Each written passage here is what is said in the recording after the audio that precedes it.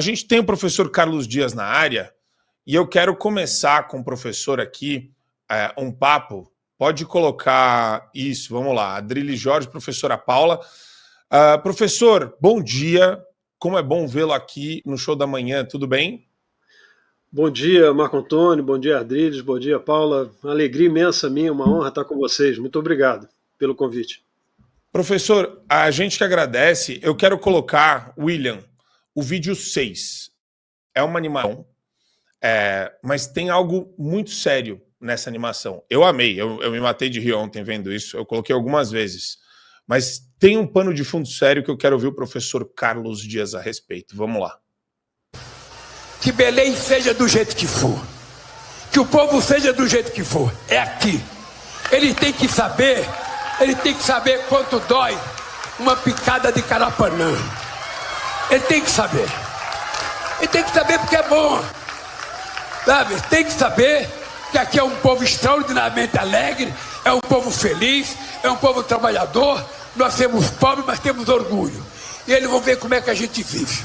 Eu não vou enfeitar, eu não vou tirar pobre da rua, eu não vou fazer o que não é possível fazer. Eu quero que eles vejam a nossa Belém do jeito que ela é.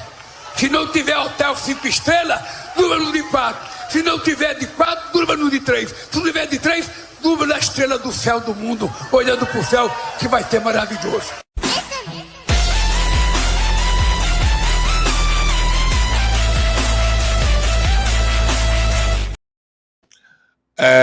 Tem uma coisa muito séria nisso daí. Esse discurso, apesar de ser absolutamente surreal, professor, ele está falando sobre a preparação da COP30. E ele está falando sobre todos esses milhões de reais que estão passando por várias entidades do terceiro setor que mobilizam e fazem parte dessa macroestrutura que a gente está acostumado. Como que o senhor enxerga essa postura do Lula, que sempre foi o cara que quis embelezar os lugares com investimentos públicos vultuosos, né? Ele fez isso na Copa do Mundo aqui no Brasil. Esse discurso do Lula representa o quê? Olha, esse presidente imposto ao país, ele revela, né, exatamente uma espécie de doença mesmo, porque eu tenho absoluta certeza que deve estar sob influência de alguma coisa no sangue que eu não sei determinar ainda o que, né, que influenciou esse conjunto de fala. Primeiramente, a COP30 acontecer, né, no Brasil é um absurdo, né, porque o Brasil é um país que tem um potencial imenso de crescimento e essas estruturas internacionais, notadamente essas que mobilizam, né, a base supostamente de mudança climática, vem para vedar, né, a possibilidade de produção, de força, de conhecimento das potencialidades brasileiras internas para que a gente possa sair desse marasmo, né, desse crescimento baixo que não vai chegar a 2% esse ano, enfim. E também tem muito a ver com essa pauta que vocês cobriram sobre essa questão do índio, né? Porque o índio é um instrumento desse governo para impedir acesso a esse desenvolvimento. Como o próprio Adrilles falou que o território brasileiro, 14% já está dedicado a reservas indígenas e o agro brasileiro produz apenas em aproximadamente 8% do território.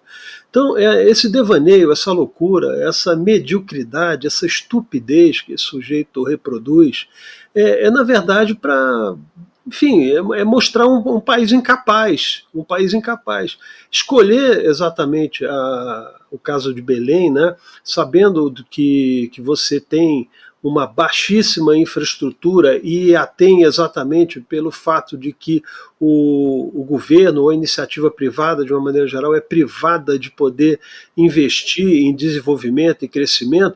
Eu não sei, sinceramente, o que esse sujeito pensa, né, exibir externamente, a não ser essa pobreza que para eles, de repente, deve buscar algum tipo de ajuda.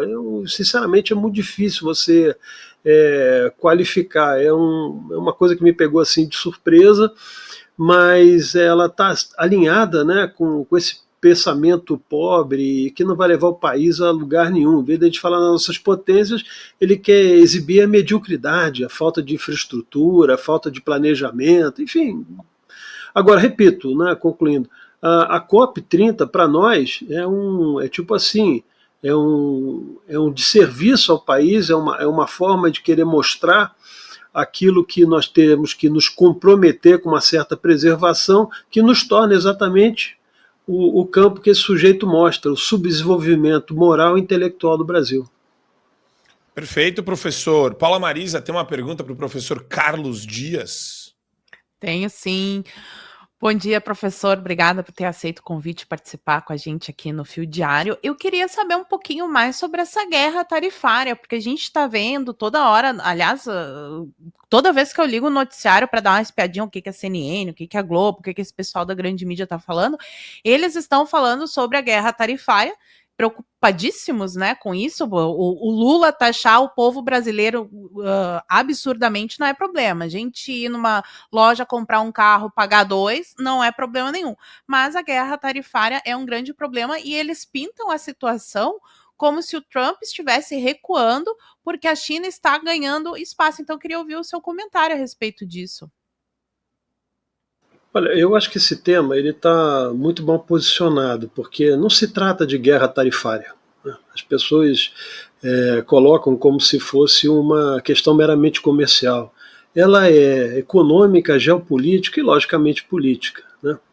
O que acontece é que o Trump ele está buscando uma equalização, né, de forças em termos de restrições dos produtos americanos. O movimento que fez a China como um grande agente produtor e exportador levou ao mundo, na verdade, vamos chamar assim, uma formação de subpreços e de aberturas de mercado onde a China desvalorizou a sua moeda de maneira totalmente artificial e se tornou, através de medidas do próprio Partido Comunista Chinês, que controla a população, controla a sociedade, controla a produção, não tem, por exemplo, nenhuma, vamos dizer assim, vergonha de roubar patentes de outros países, de falsificar uma série de produtos, né, e marcas e colocar no mercado mundial de uma maneira muito ampla, como a gente assistiu ao longo do início dessa caminhada. A transferência das plataformas de produção industrial, por exemplo, na China foi em cima de mão de obra barata e também energia, né? Energia que muitos países desses que começaram a produzir na China fizeram restrições internas em relação a tais pactos de meio ambiente que a China assinou todos e não cumpriu nenhum.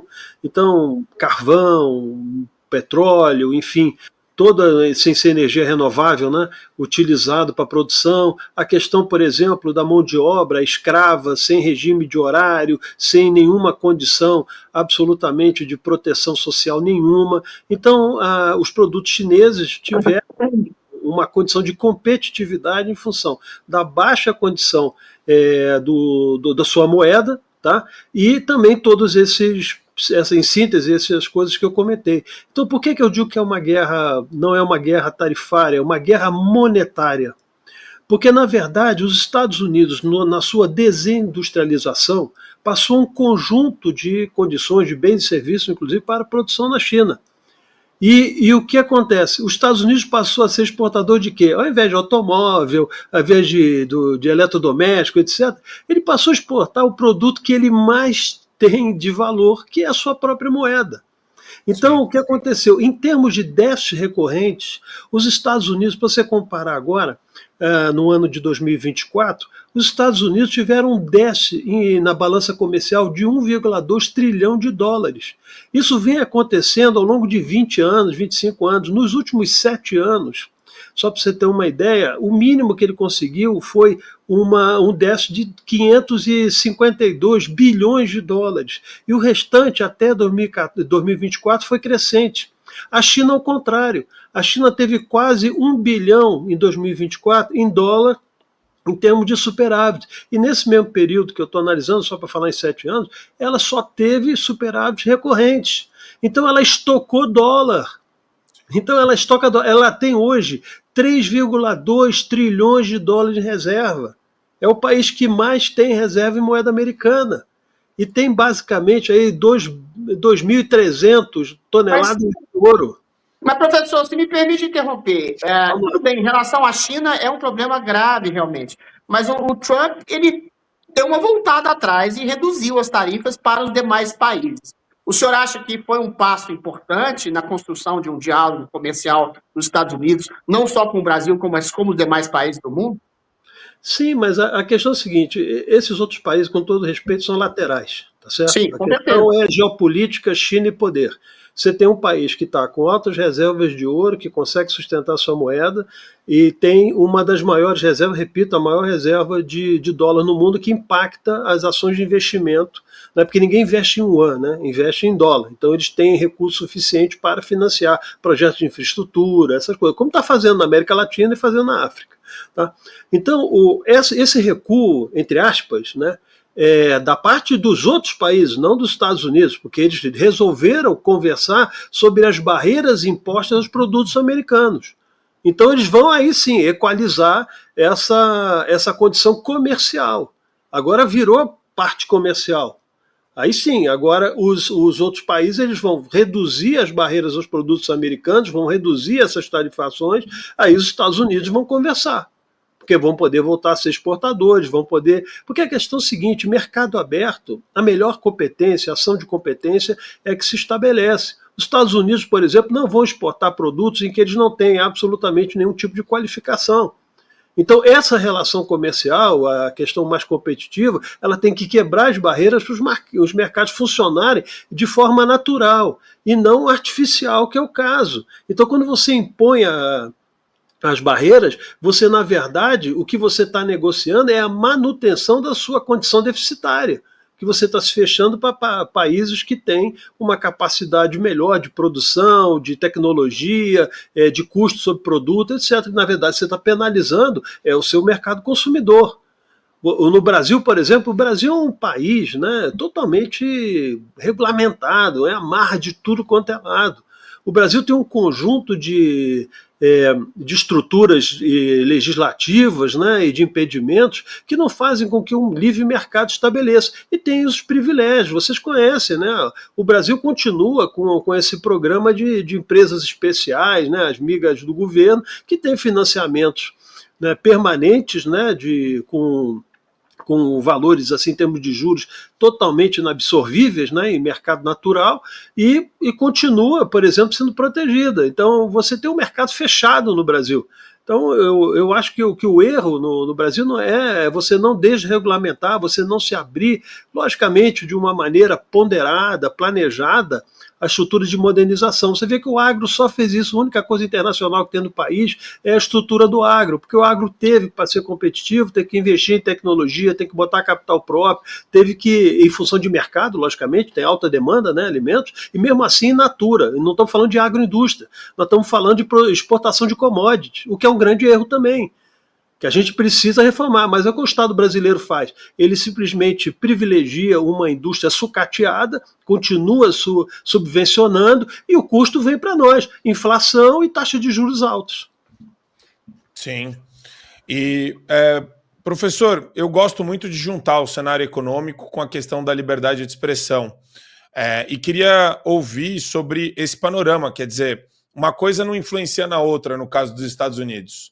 O senhor não enxerga que existe uma sanção econômica possível aí no horizonte por conta de questões relacionadas à liberdade de expressão? Acho que esse é um tema que muita gente às vezes mistura, mas eu queria ouvir o senhor a respeito. Não, você está perfeito, Marco Antônio, porque é o seguinte: o ambiente fundamental é da liberdade. As estruturas econômicas, elas não conseguem prosperar em ambiente de alta regulação e de proteção, que tendem inclusive, à exceção da regulação. Então, isso entra não só no campo econômico, como no campo do desenvolvimento pessoal. Então, o Brasil é um país fadado ao fracasso, porque você não pode empreender, você não pode crescer, é um país de privilégios, estabeleceu uma elite, né, criminosa, que desestrutura e desarticula todo o sistema de liberdade do país e que concentra em os pequenos grupos seus privilégios. Então, essa que é a realidade. Então, tudo é regulado e controlado pelo Estado. alguém que queira investir no Brasil ou é louco ou é ladrão, né? Porque vai ter parceria com algum sistema privilegiado. Porque, sinceramente, pelos números que nós vemos, o Brasil tem fuga de capitais constante, a Bolsa de Valores oscila numa medida de especulação permanente, porque não existe, né, um ingresso natural de capital num país tão arriscado como o Brasil, regulado também. Você vê, por exemplo, essa questão que as pessoas não têm, muitas vezes você falou da liberdade, essa questão, por exemplo, do marco temporal. Essa situação dos indígenas, por exemplo, que são falsos indígenas, são pessoas financiadas por estruturas internacionais e ONGs que operam no Brasil para inviabilizar o crescimento do país. O Adriles falou lá que tem 1 milhão e tantos, 200 mil índios no Brasil. Adriles, se a gente botar o DNA nessa gente, não chega a 500 mil. A maioria dessa gente, com certeza, é autodeclarada. Então, se você pegar, né, fizer um exame de DNA, você vai perceber que não tem nada, os caras devem ser nórdicos.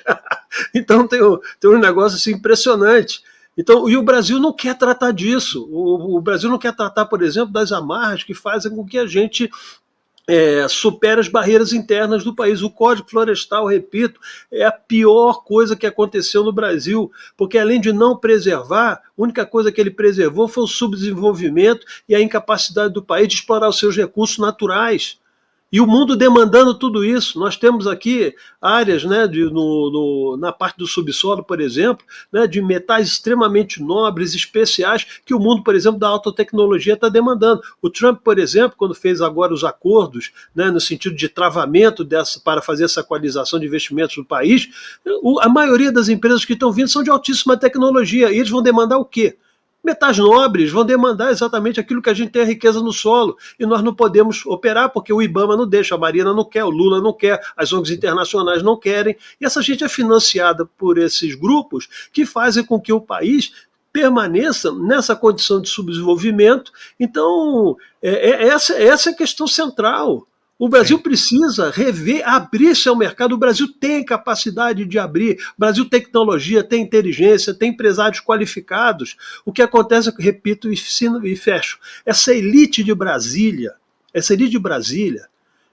sintetizando, tinha que ser presa.